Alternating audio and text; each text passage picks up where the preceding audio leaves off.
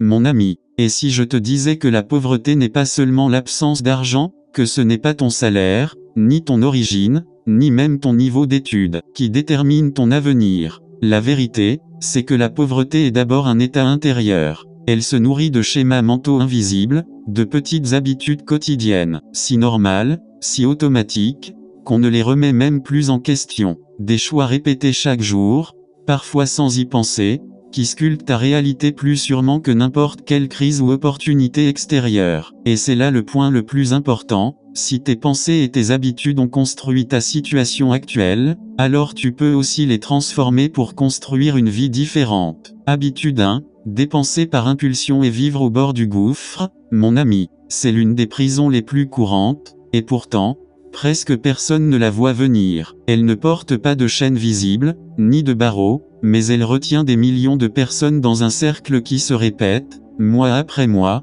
dépenser plus que ce que l'on gagne. Ce piège commence souvent avec les meilleures intentions. Un petit plaisir pour récompenser ses efforts. Une carte de crédit qui promet liberté et flexibilité. Un achat urgent qui, en réalité, n'était qu'un caprice bien déguisé. Et sans s'en rendre compte, on s'habitue à vivre à crédit, à engager l'argent avant même qu'il n'arrive, à traiter le salaire non pas comme un outil de construction, mais comme une permission de consommer. La société entière normalise ce comportement. On t'a appris à acheter, mais rarement à investir. On t'a montré comment impressionner, mais pas comment bâtir. Résultat, chaque mois devient une course pour combler les trous, repousser les échéances, jongler entre dettes et obligations. Et c'est là que réside la première grande vérité que Brian Tracy ne cesse de répéter, ce n'est pas ce que tu gagnes qui détermine ta richesse, c'est ce que tu fais avec ce que tu gagnes. Vivre au bord du gouffre financier n'est pas seulement dangereux pour ton portefeuille, c'est destructeur pour ta liberté mentale. Car tant que tu dépenses plus que tu ne gagnes, tu restes dépendant, des banques, des créanciers, des circonstances. Tu ne choisis pas, tu subis. La gratification immédiate est une tentation constante. Elle murmure, achète maintenant, profite maintenant, tu verras plus tard. Mais plus tard arrive toujours, avec ses intérêts, ses dettes, ses nuits sans sommeil. Alors, que faire? La première étape n'est pas spectaculaire, économiser, même une somme modeste. Non pas parce que ce petit montant changera tout de suite ta vie, mais parce qu'il représente quelque chose de bien plus grand, le contrôle de toi-même. Chaque fois que tu mets de côté ne serait-ce que quelques euros, tu envoies un message puissant à ton esprit, mon avenir compte plus que mon impulsion du moment. Et ce message, répété jour après jour, façonne un nouveau caractère. Un caractère plus fort, plus stratégique, plus engagé envers ton bien-être à long terme. Tu découvriras alors que la véritable liberté financière ne commence pas quand tu gagnes plus, mais quand tu gères mieux ce que tu as déjà. Et à partir de là, chaque euro économisé devient une brique dans la construction de ta sécurité, de ta stabilité et de ta paix intérieure. Habitude 2, remettre à plus tard les décisions essentielles. Mon ami, combien de rêves sont morts, non pas par manque d'opportunités, mais par excès d'attente. L'attente du bon moment, du meilleur contexte, de ce jour presque mythique où tout sera enfin clair, sûr et garanti. C'est l'un des mensonges les plus séduisants que l'esprit puisse inventer, croire que la perfection des conditions est un prérequis pour agir. En réalité, cette attente est un poison lent. Chaque jour où tu repousses une décision clé, tu ne fais pas que perdre du temps, tu perds de l'élan, de la confiance, et parfois même la possibilité elle-même. Brian Tracy le répète, le moment parfait n'existe pas. Ceux qui réussissent ne sont pas ceux qui attendent, mais ceux qui décident, puis qui ajustent en avançant. Le problème, c'est que la procrastination se déguise souvent en prudence. Elle te dit, je dois réfléchir encore, je dois mieux me préparer, je dois attendre que tout soit aligné. Mais pendant que tu attends, la vie continue. Les opportunités passent, les années s'écoulent, et un jour, tu te rends compte que tu es toujours au même point. Sauf que maintenant, tu as moins de temps devant toi. Voici la vérité, tu n'auras jamais 100% de certitude. Et si tu attends cette certitude, tu n'agiras jamais. C'est pourquoi il faut apprendre à avancer même avec 40% de clarté, même avec un peu de doute, même avec la peur au ventre. Parce que c'est l'action qui crée la clarté, pas l'inverse. Chaque pas, même hésitant, révèle un nouveau chemin, une nouvelle information, une nouvelle ressource que tu n'aurais jamais vue en restant immobile. La sécurité absolue est une illusion, et la vraie confiance ne naît pas d'avoir tout prévu, elle naît de savoir que, quoi qu'il arrive, tu trouveras un moyen de t'adapter. Alors, à partir d'aujourd'hui, engage-toi à briser ce cycle, choisis une décision que tu repousses depuis trop longtemps, et prends-la maintenant, pas demain, pas quand tu te sentiras prêt, maintenant. Ce ne sera peut-être pas parfait, mais ce sera réel, et chaque décision prise te fera passer d'un spectateur à l'architecte de ta propre vie. Habitude 3. Penser petit, mon ami. Penser petit n'a jamais sauvé personne de l'échec, et pourtant, c'est l'un des choix les plus répandus, parce qu'il donne l'illusion de sécurité. La mentalité du « je me contente de ce que j'ai » semble sage en apparence, mais bien souvent, elle cache un autre visage, celui de la peur. Peur de vouloir plus, peur de perdre ce que l'on a, peur d'échouer devant les autres. Alors, pour ne pas affronter cette peur, on réduit ses rêves jusqu'à ce qu'ils tiennent dans le cadre confortable de ce que l'on connaît déjà. On se dit, au moins, j'ai un travail, au moins, je ne suis pas dans la pire des situations. Et petit à petit, cette logique tue l'ambition. Elle ferme les portes à de nouvelles possibilités. Elle étouffe le feu intérieur, et elle transforme la vie en simple survie. Brian Tracy l'explique souvent, ta vie extérieure ne dépassera jamais la taille de ta vision intérieure. Si tu limites ta vision, tu limites automatiquement tes résultats. Ce n'est pas de l'arrogance que de penser grand, c'est du respect pour ton potentiel. Penser grand, c'est reconnaître que tu es venu ici pour croître, contribuer et t'accomplir. Mais attention, penser grand ne veut pas dire fantasmer sans agir. C'est un entraînement stratégique. Cela demande d'élargir progressivement ton horizon, lire des idées plus grandes que les tiennes, passer du temps avec des personnes qui te challengent, te fixer des objectifs qui te donnent presque le vertige. Parce que quand tu oses viser plus haut, ton esprit commence à chercher des moyens de s'aligner sur cette nouvelle dimension. Des ressources, des idées, des contacts, apparaissent soudainement, simplement parce que tu les cherches maintenant. La différence entre celui qui pense petit et celui qui pense grand, c'est que le premier voit des limites là où le second voit des options. Et tu as ce choix à chaque instant. Alors écris aujourd'hui une vision qui te dépasse. Ne te demande pas seulement qu'est-ce que je peux atteindre avec ce que j'ai. Demande-toi plutôt, qu'est-ce que je pourrais atteindre si je devenais la meilleure version de moi-même. Car le jour où ta vision sera plus grande que ta peur, ce jour-là, tu commenceras vraiment à vivre.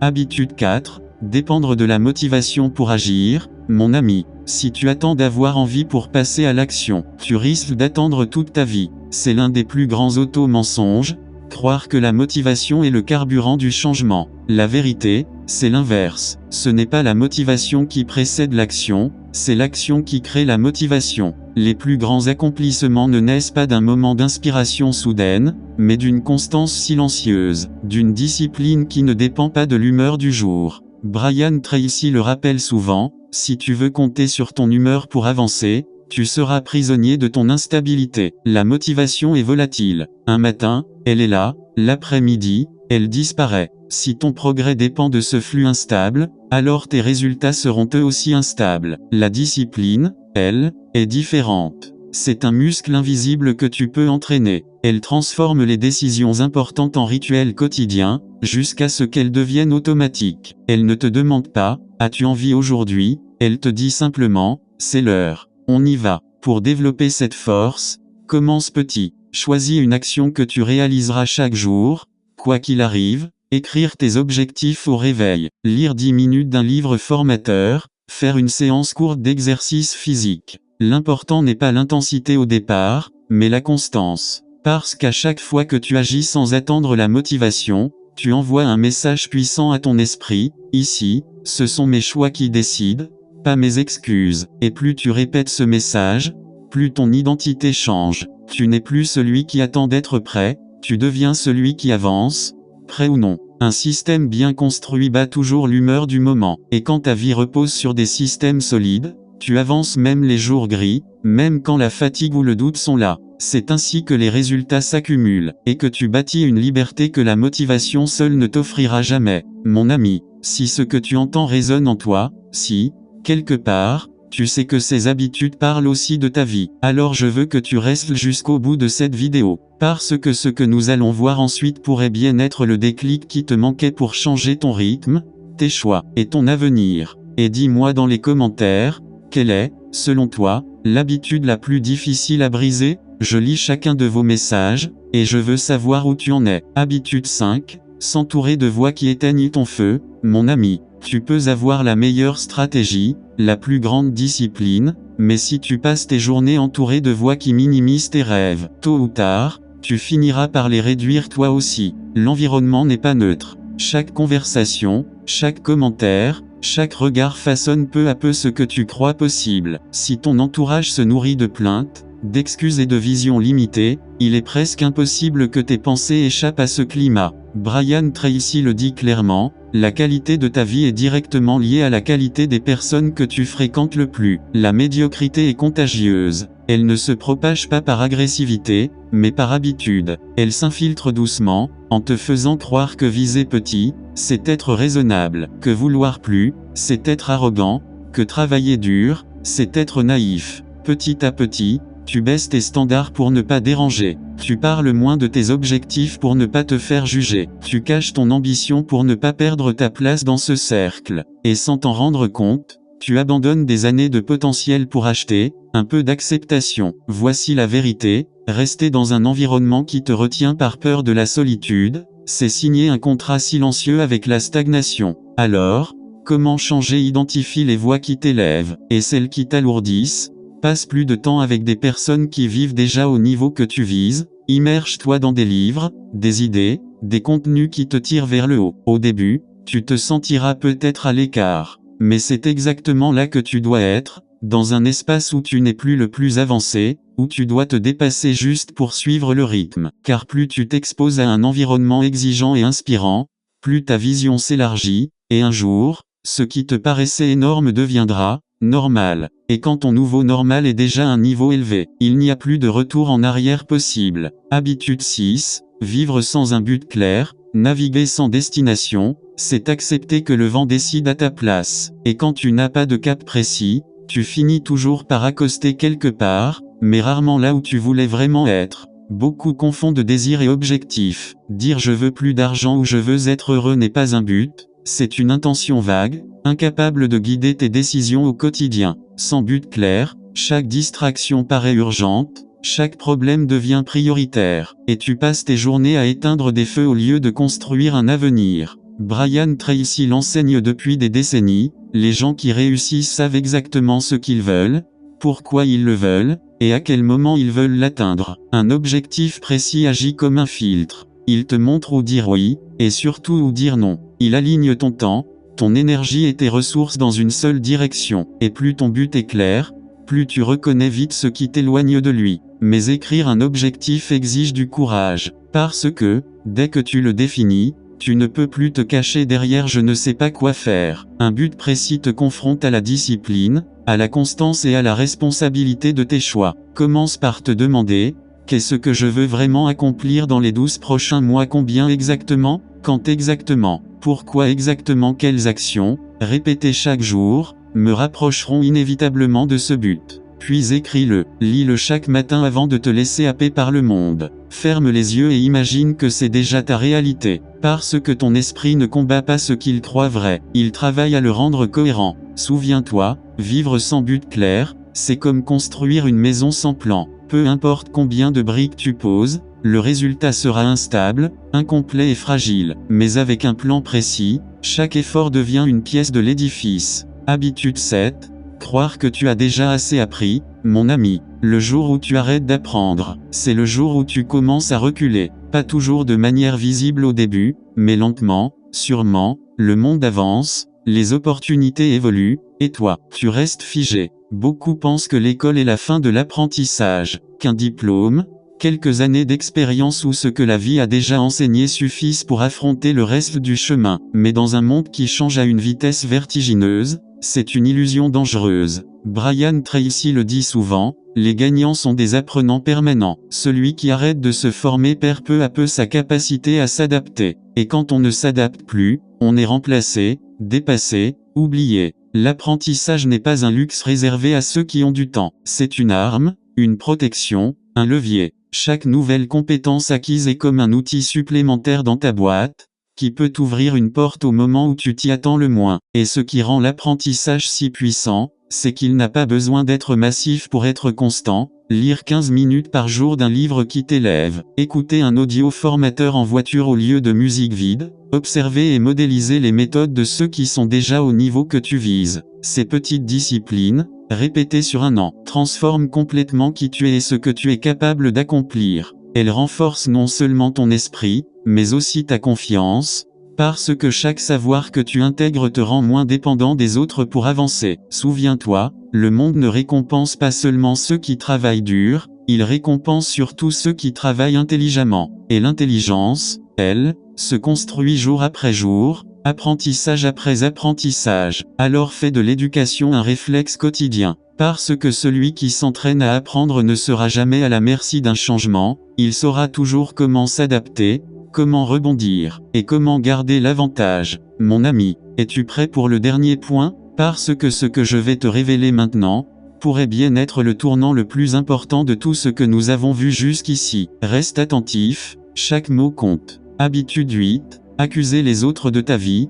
Tant que tu blâmes les autres pour ta situation, tu leur donnes aussi le contrôle de ton avenir. C'est une vérité dure à entendre, mais essentielle à accepter si tu veux vraiment te libérer. Accuser, c'est confortable. Ça permet de dire, ce n'est pas ma faute, c'est à cause de l'économie, du gouvernement, de mon patron, de ma famille. Et pendant que tu pointes le doigt vers l'extérieur, tu peux éviter de regarder ce que toi, tu pourrais changer. Mais Brian Tracy le répète sans relâche, la clé de toute réussite durable, c'est d'assumer 100% de la responsabilité de ta vie. Assumer, ce n'est pas se flageller, ce n'est pas dire tout est de ma faute. C'est reconnaître, j'ai accepté, tolérer ou ignorer certaines choses, et maintenant, je choisis de les transformer. Et cette décision te rend plus libre que n'importe quelle excuse. Parce que tant que tu attends que le monde change, tu restes dépendant. Mais le jour où tu comprends que tu peux changer ton attitude, tes choix, tes habitudes, tu redeviens l'architecte de ta propre vie. La plainte te soulage quelques minutes, mais elle te vole des années. L'action, elle, peut être inconfortable au départ, mais elle te rend chaque jour un peu plus fort, plus stable, plus maître de ton destin. À partir d'aujourd'hui, fais ce pacte avec toi-même, pas une seule plainte sans une action derrière, pas une seule excuse sans une solution. Parce que lorsque tu cesses de blâmer, tu cesses aussi d'attendre. Et c'est à ce moment-là que tu commences enfin à avancer. Mon ami, si tu retiens une seule chose de tout ce que nous avons vu, que ce soit celle-ci, la pauvreté ne commence pas dans ton portefeuille, elle commence dans ton esprit. Ce que tu crois être possible, ce que tu tolères, ce que tu répètes chaque jour, finit toujours par devenir ta réalité. Ton identité forge tes habitudes, et tes habitudes façonnent tes résultats. Tant que tu te vois comme quelqu'un de limité, tu continueras à agir de manière limitée, et à obtenir des résultats limités. Mais le jour où tu décides de changer la façon dont tu te définis, ce jour-là,